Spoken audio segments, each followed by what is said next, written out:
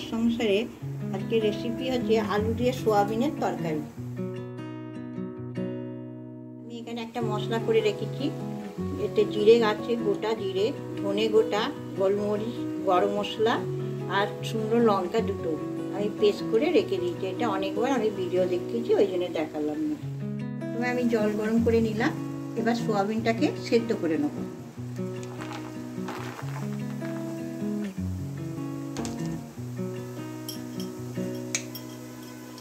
এক চামচি নুন দিয়ে দিলাম, ভালো করে একটু নুনটাকে ভালো করে নেড়ে নেব। সুন্দর ফুলে গেছে এখন। আমি এখন একটু জলের মধ্যে রেখে দেবো সয়াবিনটা, এক সাইডে নামিয়ে রাখলাম, চাপিয়ে দিলাম।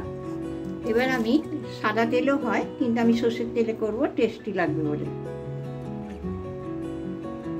একটু বেশি করে তেল লাগলো। একটু আলুটাকে ভেজে নেবো, ভালো করে লাল লাল করে ভেজে নেব।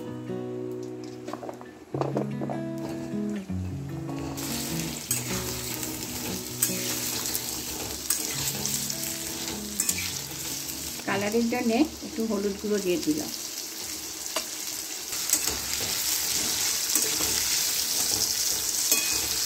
ভাজা হয়ে গেছে লাল লাল করে। এবার আমি আলুগুলো তুলে রাখবো।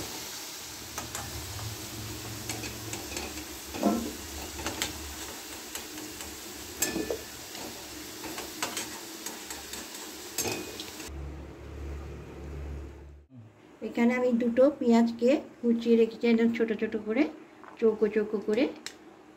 এবার আমি পেঁয়াজগুলোকে ভেজে নেব।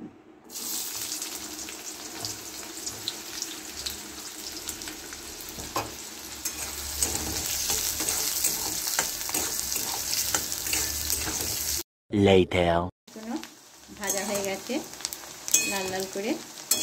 এবার আমি মশলাগুলো দিয়ে দেবো। প্রথমে দিলাম আদা রসুন বাটা 1 চামচি, 2 চামচি,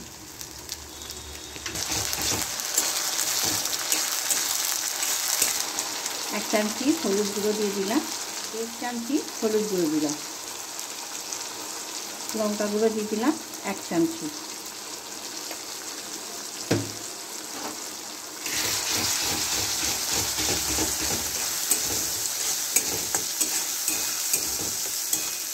জিরে গুঁড়ো দিয়ে দিলাম 1 চামচি,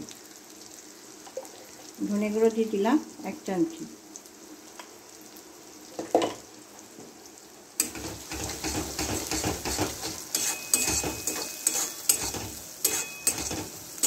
ভালো করে কষে নেব। টমেটো বেটে রেখেছি, দিয়ে দিচ্ছি 1 চামচি, 2 চামচি। টমেটো গোটাও দেওয়া যায়, আমি কিন্তু ভালো করে বেটে রেখেছি।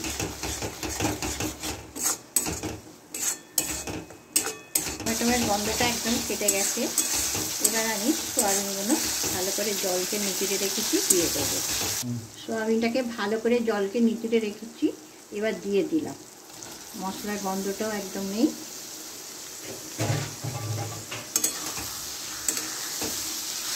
যতক্ষণ না তেল ছাড়ছে ততক্ষণ আমি কষে যাব।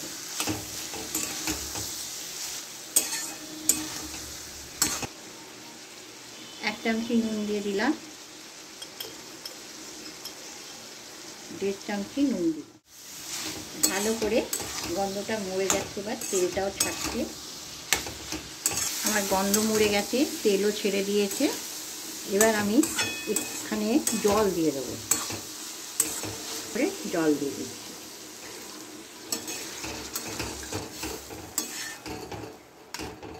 একটু ফুটে গেলে আলু ভাজাগুলোকে দিয়ে দেবো।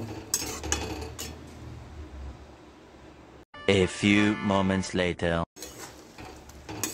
আমার সোয়াবিনটা কত ভালো করে সেদ্ধ হয়ে গেছে, দেখুন কেটে যাচ্ছে।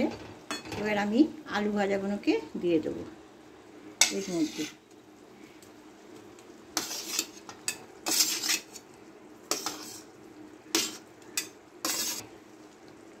ভালো করে আবার নেড়ে দিচ্ছি। আর 10 মিনিটের মতন ফুটে গেলে নামিয়ে নেব।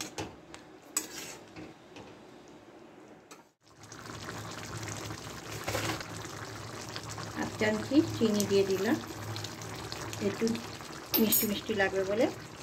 মশলাটা বেটে রেখেছিলাম শুকনো, সেটাকে দিয়ে দিলাম, ভেজে রেখেছিল।